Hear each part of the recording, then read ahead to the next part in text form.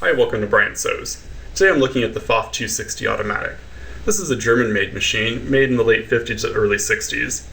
It's identical mechanically to the Pfaff 360. This is simply the flatbed version, whereas the 360 was the free arm version. At the front of the machine, you have your stitch width dial. This controls your zigzag stitch. You also have a manual zigzag lever here. The farther down you push it, the wider the stitch becomes. When you release, the stitch goes back to straight. The lever underneath that is your needle position. You can see as I move that, the needle moves from the left to the right. There's three positions, a left, center, and right needle position. Coming down further, this is your stitch length dial.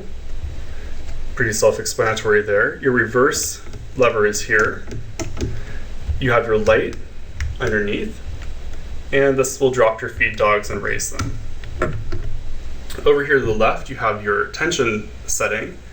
There's two sets of tension discs in here, so you could actually run two threads through for using a twin needle or even just using two threads in one needle. It's a low shank machine, so pretty much any low shank attachments will fit onto it. Right now I have a snap-on foot attachment, so I can use all my standard snap-on feet, which is really convenient. These knobs and dials at the top, this is basically everything to do with the embroidery unit is at the top of the machine.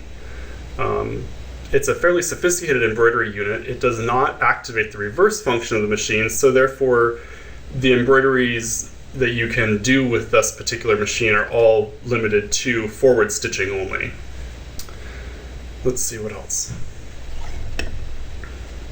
The bobbin seems like it might be accessible through this bobbin cover here. However, you can see that's as far as it opens, and I can just fit my finger in there. The bobbin is not accessible through this. You have to actually tilt the machine up to access the bobbin, which is rather inconvenient.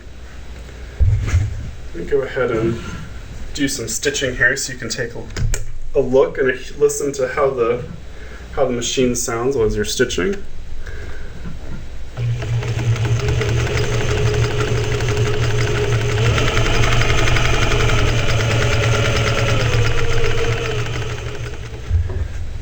When you want to use the embroidery on the Pfaff 260, it comes with this handy little guide, and basically it's double-sided and shows you all the embroidery stitches the machine can do.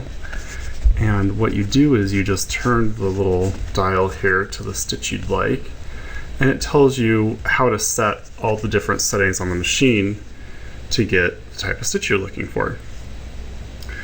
And actually it even says right here it's good for the 260, the 360, and the 368. So they all probably have the same functions, all those machines. I'd like to show you the embroidery system inside first, or next. I'll pop the lid off for that. Basically what you have here is the inside of the machine. And this entire unit on the top, this is all has to do with embroidery. And you can see these are the pattern discs here. There's 8. This is the selector that selects which disc will be read. And you can see it moves. When I do that, these are basically little fingers that determine what functions will be used by the pattern disc. This knob here, see how it activates different fingers depending on what setting it's turned to. This finger here is basically your needle position, and both of these are just control the zigzag in differing degrees. So that's all there is to that. You see over here there's 2 of these belts with these metal cogs on them. That's what makes this machine, that sets it apart from quite a few other machines, is that the motor is tied into the mechanics of this machine by this belt cannot slip because it has these metal cogs on it. So it makes a fairly strong machine that, if you're sewing heavy materials, it just simply will not slip, like the belt, that is.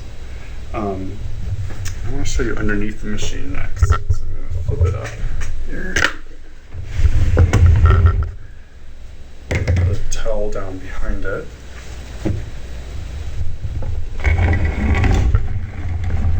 Okay, Okay, so now we're looking at the underside of the machine.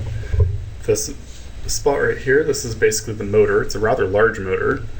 It comes over here. There's a drive shaft that comes over here and turns this small cogged belt.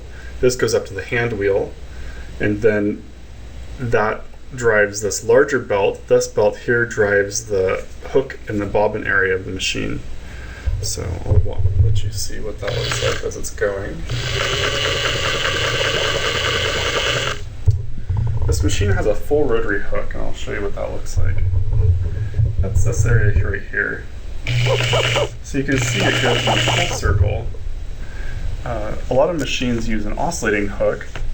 This system actually works out better. It positions the hook and the needle together at the optimum time and really prevents skip stitches.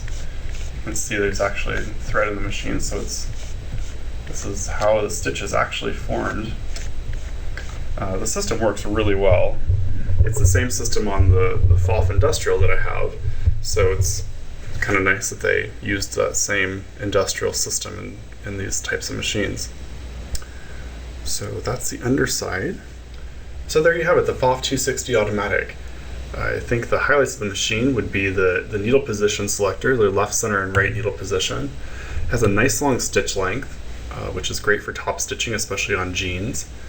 It accepts, with an adapter, it accepts your snap-on foot, which is just gives you a whole variety of feet. It does use an M-class bobbin system, which is not necessarily convenient, and you generally have to buy those in either a sewing shop, like a machine repair place, or buy them online. The embroidery system on the machine is fairly simple, but it is what it is. It does handle very heavy duty thread in the bobbin, which is something that many machines do not do well. So this would definitely be an ideal machine for sewing jeans. It'll definitely do the job that way. So all around, it's a great machine. One of the main disadvantages is you cannot access the bobbin by sliding the cover here. You have to tilt the machine up. The machine's pretty heavy. It's kind of a pain. So hopefully you wouldn't have to do that too often during a project. So there you have it, the Pfaff 260 automatic. Thanks for watching.